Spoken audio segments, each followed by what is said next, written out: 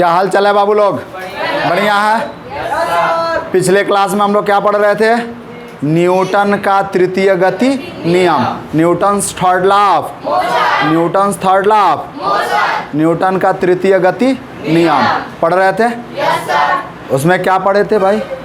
कि क्रिया के बराबर एवं विपरीत प्रतिक्रिया होती है। क्रिया के बराबर एवं विपरीत प्रतिक्रिया होती है। पीछे थोड़ा सा ठीक कर दो। चलो जल्दी से करो भाई, फटाफट जल्दी से। यानी क्या बताया गया था? प्रत्येक क्रिया के बराबर एवं विपरीत प्रतिक्रिया होती है। Newton's third law of motion में यही पढ़े थे ना। यानी प्रत्येक क्रिया के बराबर एवं विपरीत प्रतिक्रिया होती है। इसका मतलब क्या था? कि आपको समझाया गया था कि आप किसी को एक चाटा मारते हो और वह भी आपको एक चाटा बदले में रसीद कर देता है। तो इसका मतलब कि आपने एक चाटा मारा तो एक्शन किया और उसने आपको एक चाटा मारा तो रिएक्शन हुआ, यही ना। यानी एक्शन के बराबर रिएक्शन होता है, एक्शन के बराबर रिएक्शन होता है। क्लियर है? जैसे बॉक्सिंग में आप देखते हो कि एक फाइटर दूसरा फाइटर दोनों एक दूसरे को फाइट मारते हैं, तो पहला जो मारता है उसको एक्शन, दूसरा जो मारता है रिएक्शन बताया गया था। इसके बहुत सारे एग्जांपल्स हम लोग पढ़े थे, जैसे टेबल पे रखी मेज, ज़मीन पे चलना। जैसे ज़मीन पे जब हम चलते हैं तो हमारा पैर ज़मीन को पीछे के तरफ और ज़मीन हमको आगे के तरफ, यही ना होता है? नहीं होता है? होता है। उसके बाद से हमने बताया था कि नाव से कूदना। कोई बच्चा जब नाव से कूदता है तो नाव पीछे की तरफ खिसक जाती है। नाव किधर खिसक जाती है? इसमें होता क्या है भाई? कि नाव उस व्यक्ति को उसके पैर पर आगे की तरफ बल लगाती है और पैर नाव पर पीछे की तरफ बल लगाता है। क्लियर है? ये सारी चीज़ें हम लोग पिछले क्लास में पढ़ चुके हैं। सारी चीज़ें पिछले क्लास में पढ़ चुके हैं ना। आज हमें क्या पढ़ना है?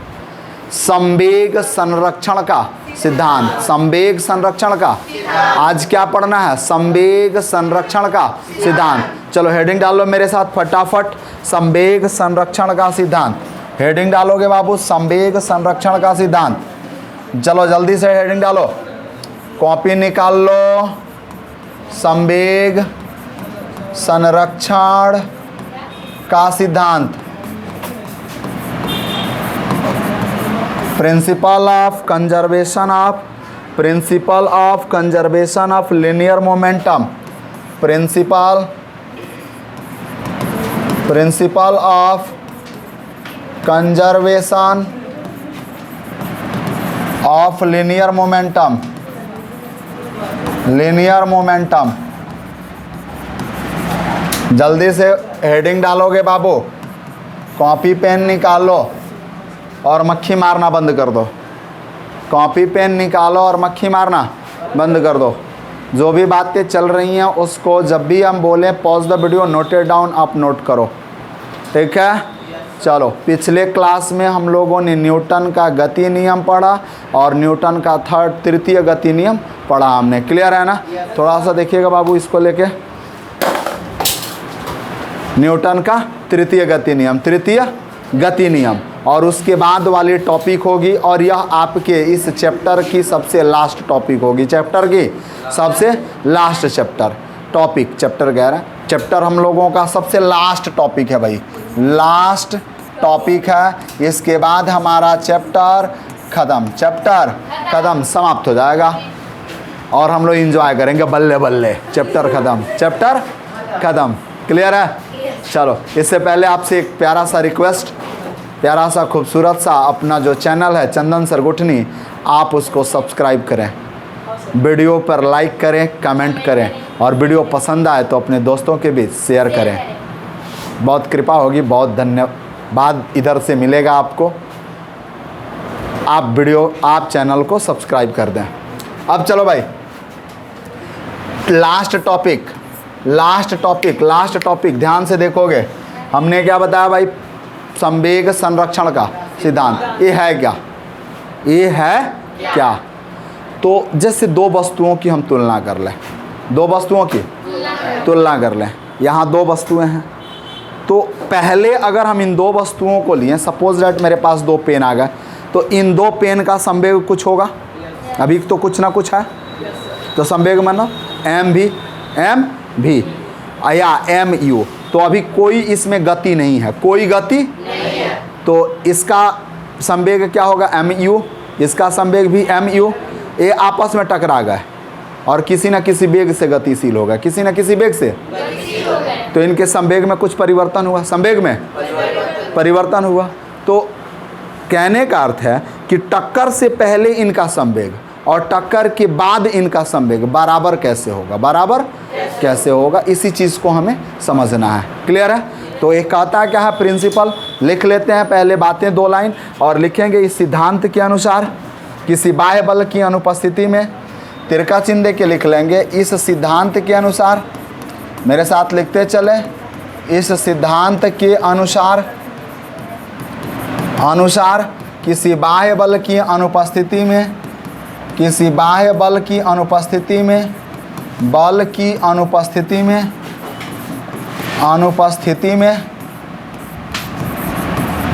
इस सिद्धांत के अनुसार किसी बाह्य बल की अनुपस्थिति में 2 या 2 से अधिक पिंडों के संवेगों का, अनुपस्थिति में 2 या 2 से अधिक, 2 या 2 से अधिक, 2 से अधिक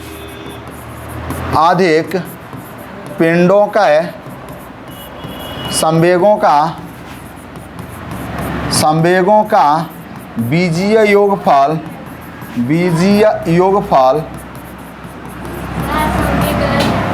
अच्छा संवेगों गलती हो गया, चलो मेरे बाबू अब सही हो गया। चलो, बीजीय योगफल कांस्टेंट रहता है, यानी नियत रहता है। नियत का मतलब कांस्टेंट या अपरिवर्तित रहता है, अपरिवर्तित रहता है। यानी इस सिद्धांत के अनुसार, इस सिद्धांत के अनुसार 2 या 2 से अधिक पिंडों के संवेगों का बीजीय योगफल, संवेगों का बीजीय योगफल नियत रहता है, बीजीय योगफल नियत रहता है। क्लियर है ना? यानी इस सिद्धांत के अनुसार, देखो भाई, सबसे पहले हमने क्या देखा कि इस सिद्धांत के अनुसार किसी बाह्य बल की अनुपस्थिति में कोई बाहरी बल कार्य न करे, कोई बाहरी बल कार्य न करे।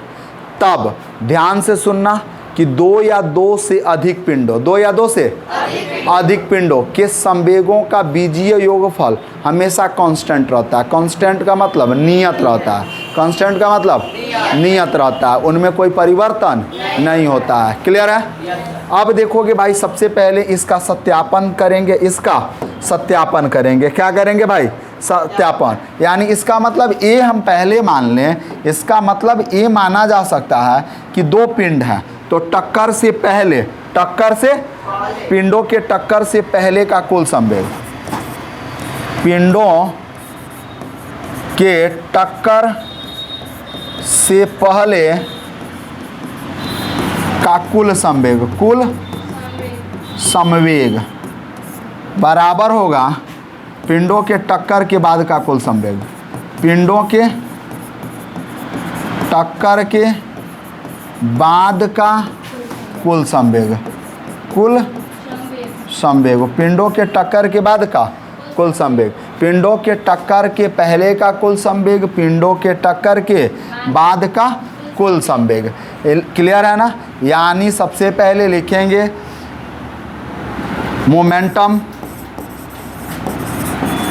Momentum before the collision of body, momentum of the body before the collision, momentum of bodies before the collision,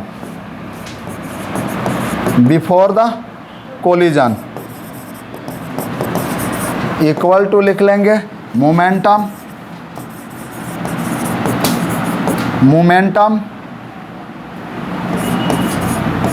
of the body of the bodies after the collision, after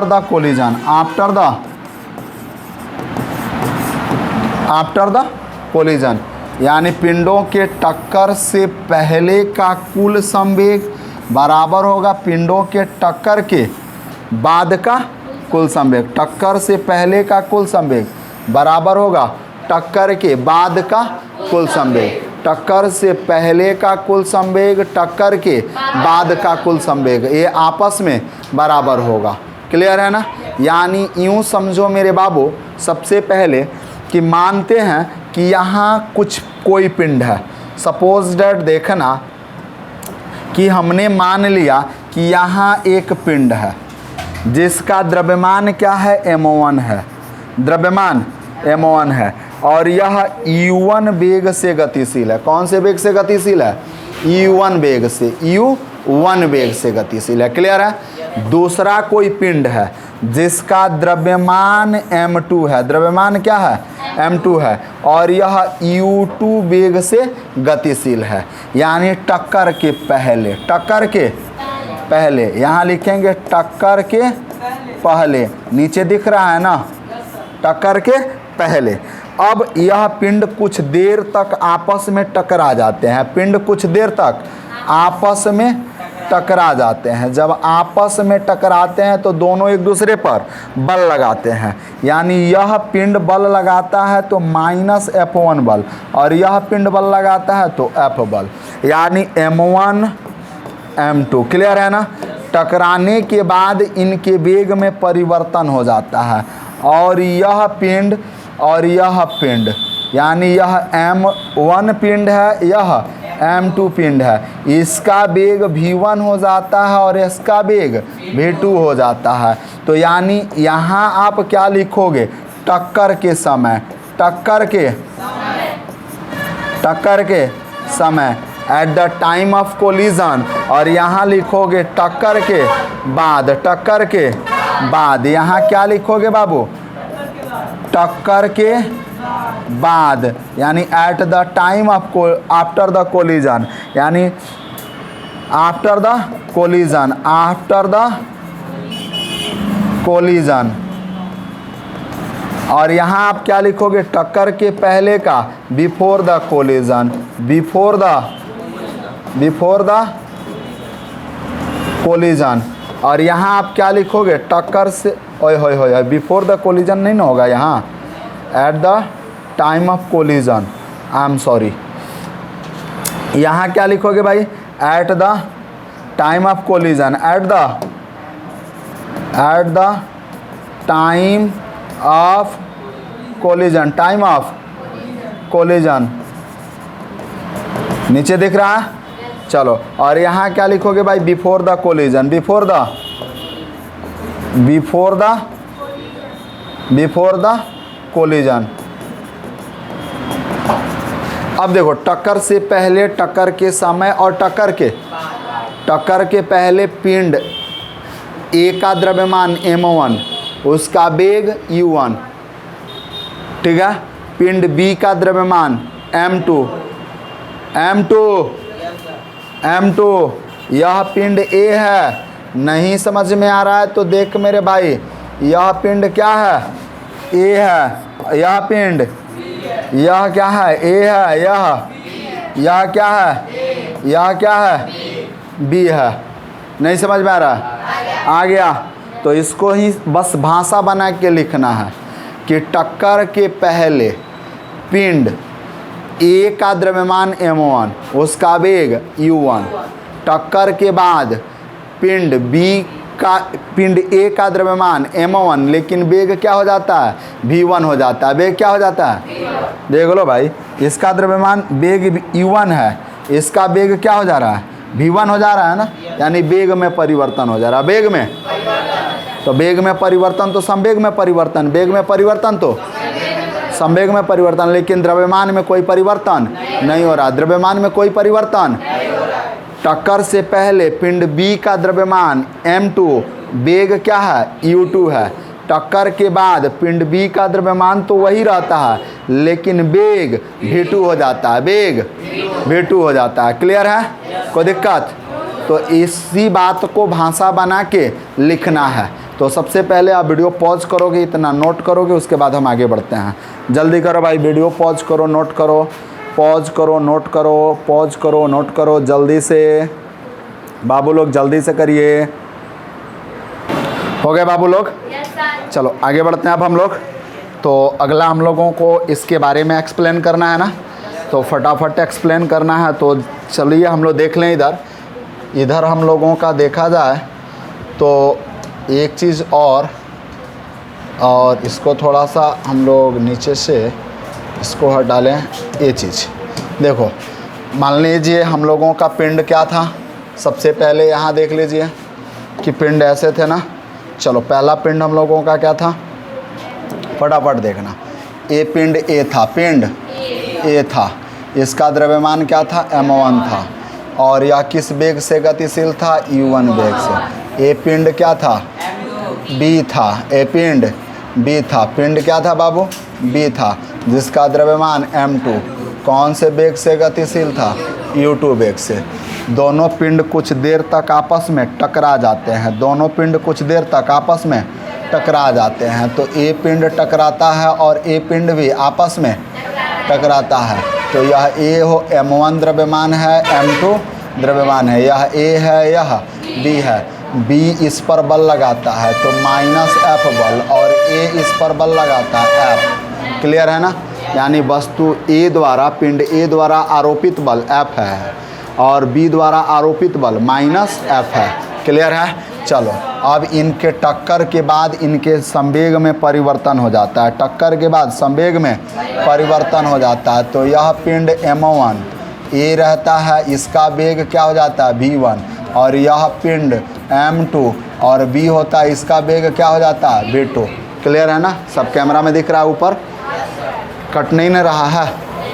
चलो हमने नीचे कर लिया। अब ज़रा सोचो मेरे बाबू, थोड़ा सा ध्यान दोगे तो यहाँ हम लिख सकते हैं, क्या लिख सकते हैं, टक्कर के पहले, टक्कर के पहले लिख सकते हैं ना, टक्कर के पहले लिख सकते हैं। यहाँ क्या लिखा जा सकता है, टक्कर के समय, टक्कर के समय लिखा जा सकता है। और यहाँ क्या लिखा जा सकता है, टक्कर के बाद, टक्कर के बाद लिखा जा सकता है ना, टक्कर के बाद।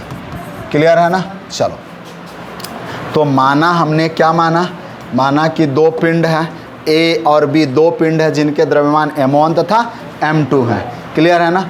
जो कुछ समय तक, जो पहला पिंड u1 तथा दूसरा पिंड u2 वेग से गतिशील है, तो लिख सकते हैं जो क्रमशः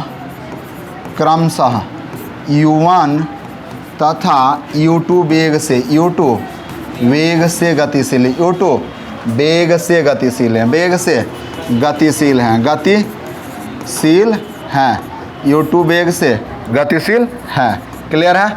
अब चलो दोनों पिंड कुछ समय यानी t सेकेंड के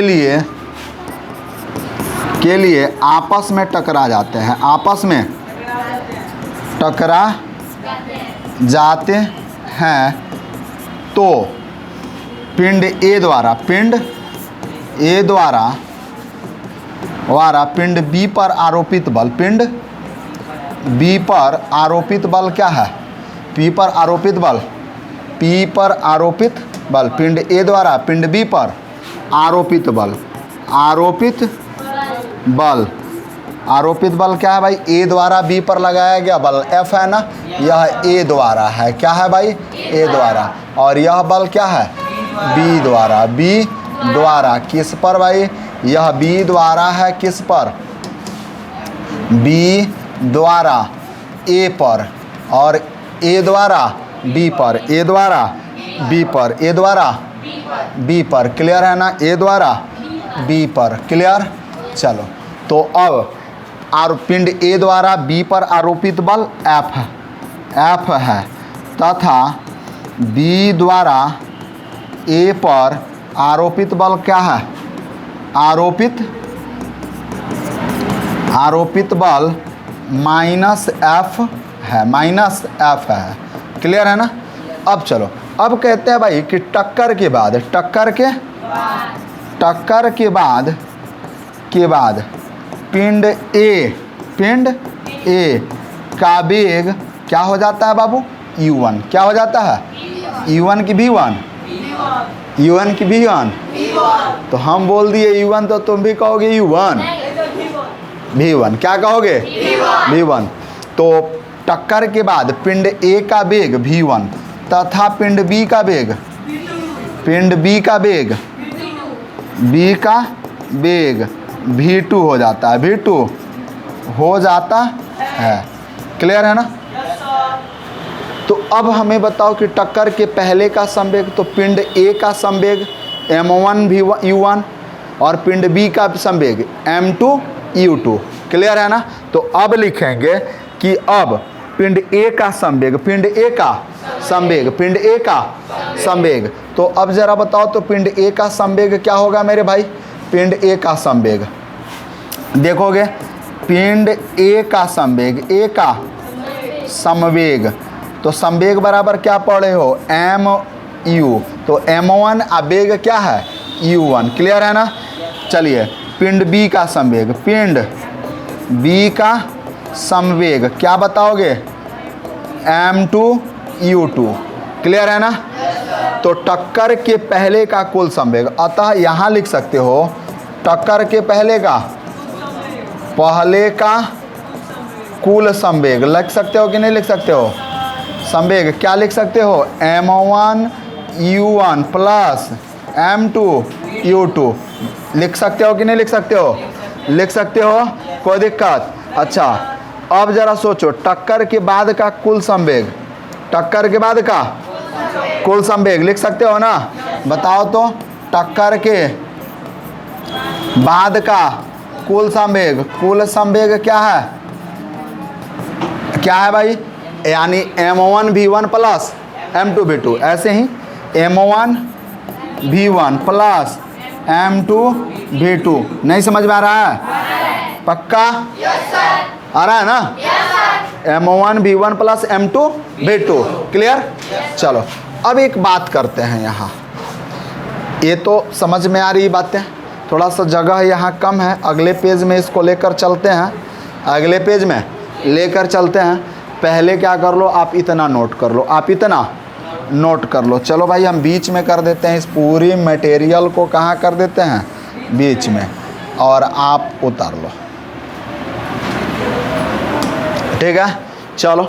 और सबसे पहले इसके बाद हमको क्या करना है भाई, टक्कर के पहले का कुल संवेग m1 u1 plus m2 u2 और टक्कर के बाद का कुल संवेग m1 v1 plus m2 v2। Clear है ना। एनी प्रॉब्लम, इतनी बात याद रहेगी। अब संवेग में परिवर्तन, संवेग में परिवर्तन हो रहा है ना, यानी u1 से क्या हो रहा है, v1, और u2 से किस में बदल रहा है, वेग v2 में। क्लियर है ना। तो अब इस पर ही हमको गणना करना है कि दोनों आपस में बराबर कैसे होंगे। क्लियर। तो चलिए इतना नोट कर लीजिए, pause the video, note it down. जल्दी से वीडियो पॉज करें, नोट करें जल्दी से बाबू लोग, जल्दी से। चलो बाबू लोग आगे बढ़े हम लोग, पक्का। चलो अब देखो तो इतना लिख लिया हो ना, और आगे बढ़ते हैं। तो देखोगे सबसे पहले कि A के संवेग में परिवर्तन की दर। अब हमें क्या करना है, वस्तु A के संवेग में परिवर्तन की दर। अब वस्तु या पिंड A के संवेग में परिवर्तन की दर, यानी A के संवेग में कुछ परिवर्तन हो रहा है ना। यानी A का संवेग क्या है, m1 u1 से किस में बदल जा रहा है, m1 v1 में, m1 यानी पिंड A है, A इसका वेग क्या है, u1 है, द्रव्यमान क्या है, m1 है। टक्कर के बाद इसका संवेग बदल जा रहा है, m1 और v1 हो जा रहा है। तो पिंड A के संवेग में परिवर्तन हो रहा है कि नहीं हो रहा है, हो रहा है ना। u1 से वेग किस में बदल रहा है, v1 में। तो अब देखोगे तो पिंड A के संवेग में परिवर्तन की दर, यानी संवेग में परिवर्तन बट्टा लगा समय लिखते हैं ना। तो संवेग में परिवर्तन अपन क्या लिखते हैं बाबू, लगा समय। अच्छा संवेग इसका क्या है भाई, m1u1 है और यहाँ संवेग क्या है m1v1 है, यानी ए पहले वाला है ए बाद वाले में से पहले वाले को घटाएंगे कि नहीं घटाएंगे, तो घटाएंगे तो क्या लिखेंगे बताओ मेरे बाबू, m1v1 माइनस m1u1 अपॉन क्या लिखेंगे t लिखेंगे ना। चलोगे मेरे बाबू, अब देखोगे सबसे बड़ा चीज़ कि इतनी बातें हमको मिल गई, इतनी बातें मिल रही हैं। अब देखोगे न्यूटन के द्वितीय गति नियम से, न्यूटन के द्वितीय गति नियम से देखोगे मेरे बाबू, न्यूटन के द्वितीय गति नियम से, न्यूटन के द्वितीय गति नियम से, न्यूटन के द्वितीय गति नियम से, द्वितीय गति नियम से क्या पढ़े हैं, न्यूटन के द्वितीय गति नियम से संवेग में परिवर्तन किसका मान देता है, बल का, किसका मान देता है, तो वस्तु ए पर लगा बल क्या है माइनस एफ, माइनस है कि नहीं है, देखोगे ना बाबू, वस्तु ए पर लगा बल क्या है, यानी बी द्वारा ए पर लगा बल, बी द्वारा ए पर लगा बल क्या है माइनस एफ है कि नहीं है, तो संवेग में परिवर्तन की दर बल का मान देती है। तो अब इसलिए हम क्या लिख सकते हैं, minus F equal to m1v1 minus m1u1 upon क्या लिख सकते हैं t, लिख सकते हैं कि नहीं लिख सकते हैं, लिख सकते हैं ना। अब देखोगे बाबू इसको, या और में हम ऐसे कर लें, और में कि अब f को माइनस उधर भेज दें तो माइनस ही रह जाएगा, और m1v1 माइनस m1u1 अपॉन क्या कर लेंगे t, और इतना को मान लेंगे हम इक्वेशन नंबर फर्स्ट, इतना को क्या मानेंगे इक्वेशन नंबर फर्स्ट, यह इक्वेशन नंबर फर्स्ट हो गया। पुनः देखोगे बाबू, पुनः पिंड बी के संवेग में परिवर्तन की दर, संवेग में परिवर्तन की दर, और पुनः पिंड बी के संवेग में परिवर्तन की दर क्या हो जाएगा बाबू मेरे, तो पिंड बी का संवेग m1v2 माइनस m2, आय होय पिंड बी है ना, तो इसका द्रव्यमान क्या है m2 है ना, तो m2v2 माइनस m2u2 अपॉन क्या हो जाएगा t, क्लियर है ना, नहीं होगा, अरे देखो रे पिंड बी है तो m2 इसका मास है, और ये u2 वेग से गतिशील है, टक्कर के बाद इसका पिंड यानी द्रव्यमान तो m2 रहता है, लेकिन वेग क्या हो जाता है v2 हो जाता है ना, होता है कि नहीं होता है, होता है ना। अभी तो इधर देखे हो, पीछे देख लो भाई, देखे हो कि नहीं देखे हो, देखे हो ना। तो पिंड बी के संवेग में परिवर्तन, तो इसका संवेग क्या है m2u2 और इसका संवेग क्या है m2v2, तो ये पहले का, यह पहला संवेग है या बाद का संवेग है, तो बाद वाले में से पहले को घटाना, यही ना होता है। संवेग में परिवर्तन की दर बट्टा लगा समय, फार्मूला अब लिखना जरूरी है बार बार नहीं। तो अब देखोगे न्यूटन के द्वितीय गति नियम से, न्यूटन के द्वितीय गति नियम से, गति नियम से पिंड बी पर लगा बल क्या है F है ना, तो F बराबर m2v2 minus m2u2 upon t, और इसको इक्वेशन नंबर क्या मान लेंगे सेकंड मान लेंगे, इक्वेशन नंबर सेकंड मानेंगे ना। चलो इक्वेशन नंबर सेकंड, अब क्या लिखेंगे समीकरण 1 एवं 2 से, चल बारे बाबू यहाँ देख ले और ऐसे देख ले, लिखेंगे समीकरण 1 एवं 2 से, समीकरण 1 एवं 2 से। तो समीकरण 1 में क्या है भाई F बराबर इतना, समीकरण 2 में क्या है F बराबर इतना, दोनों का LHS समान है, RHS समान होगा कि नहीं होगा, होगा ना, दोनों का RHS समान होगा।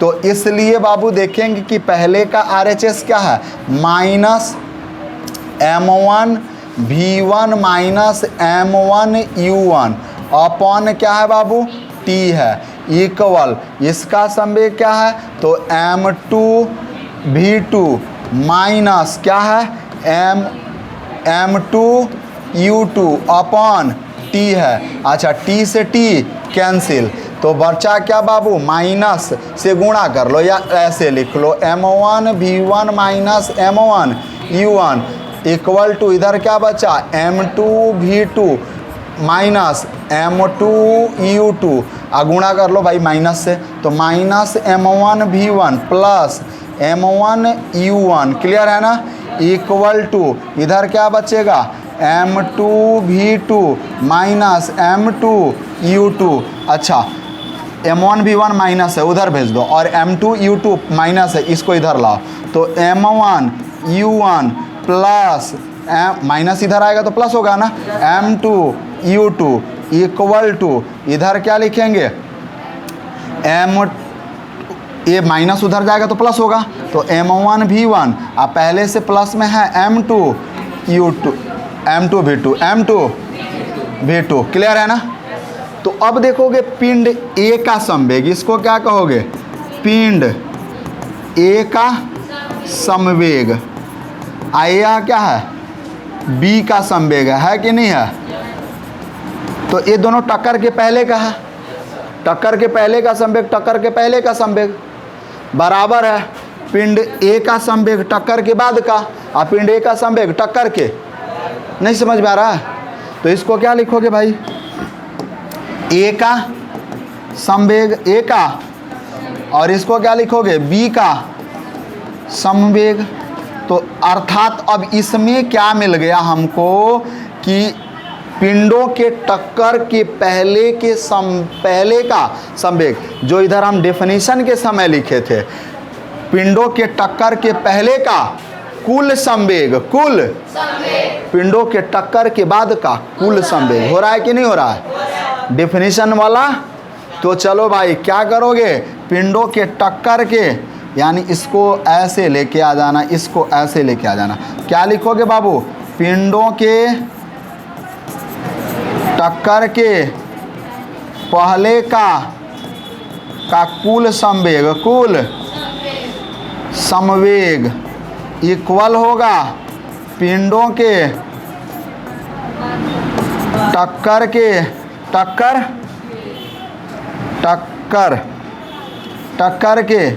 बाद का कुल संवेग, क्लियर है ना, समवेग, क्लियर, यानी टक्कर के पहले का कुल संवेग टक्कर के बाद का कुल संवेग क्या है बाबू, कुल संवेग m1 क्या है जल्दी बता दो, m1 u1 plus m2 u2 equal to m1 v1 plus m2 v2, और यही प्रूफ करना था कि नहीं करना था, इसी का ना सत्यापन करना था। तो यह क्या हो गया भाई, प्रूव्ड, क्या हो गया प्रूव्ड। यानी अभी आपने क्या देखा भाई, फटाफट देख लो, यानी पहले आप इसका सत्यापन किए, क्या किए सत्यापन, तो सत्यापन यहाँ से, यानी इसका सत्यापन करना था आपको, क्या करना था सत्यापन, वेरिफिकेशन, क्या करना था वेरिफिकेशन, तो वेरिफिकेशन किया यहाँ से, क्या किया वेरिफिकेशन, और भाषा लिखा पहले का कुल संवेग, पहले का कुल संवेग, यानी इसका संवेग क्या था m1 u1, इसका क्या था m2 u2, दोनों को जोड़ दो, टक्कर के बाद का कुल संवेग, इसका संवेग क्या बना जल्दी से बता दोगे, क्या बना m1 v1, और इसका क्या बना m2, दोनों को जोड़ दो, बराबर कर दो, दोनों को जोड़ दो और क्या कर दो बराबर कर दो, नहीं समझे। तो यहाँ लास्ट में हम लोगों ने जोड़कर क्या किया, बराबर किया, कोई दिक्कत, एनी प्रॉब्लम, समझ में आया। चलो पॉज दो video, note it down please, जल्दी से वीडियो पॉज करो, नोट करो, हो गया बाबू, आगे बढ़ा जाए। चलो मेरे बाबू लोग, अब देखिए हमने बताया अभी कि यह आपके बुक का लास्ट टॉपिक था, आपके चैप्टर का लास्ट टॉपिक था। आपका चैप्टर आज समाप्त होता है, उसका नाम कि जो समाप्त हो रहा है उस चैप्टर का नाम क्या है, बल तथा गति के नियम, बल तथा गति के फिजिक्स का थर्ड चैप्टर था, फिजिक्स का। अब इससे रिलेटेड, इस चैप्टर से रिलेटेड हम लोग बहुत सारे प्रश्न करेंगे, बहुत सारे प्रश्न करेंगे। इन प्रश्नों का जवाब भी लेंगे, देंगे, एक दूसरे से डिस्कस करेंगे क्वेश्चन का, बहुत सारे न्यूमेरिकल प्रॉब्लम्स को भी पढ़ेंगे। क्लियर है? Any problem? तो बाकी की बातें अगले क्लास में मिलेंगी। तब तक के लिए आप हंसते रहें, मुस्कुराते रहें और यूं ही पीसीएम क्लासेज में पढ़ने आते रहें। जय हिंद, जय भारत।